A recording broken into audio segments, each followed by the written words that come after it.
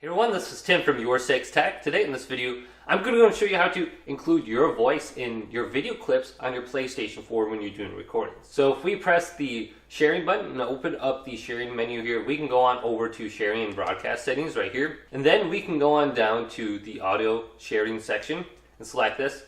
And then we can go to where it says include microphone audio in video clips and just check mark this. It says include microphone audio from the headset or PlayStation camera when recording gameplay. Check mark that and you'll be able to hear yourself speak when you're doing recordings. Then we have include microphone audio in broadcast. We can check this mark. So if we're live streaming to YouTube or Twitch, and we can hear ourselves talk in that live stream. Then we have share party audio.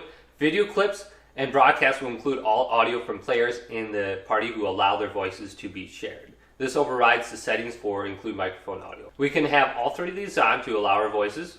Then to actually share your voice, what we want to do is go back to party and create a party or just join one.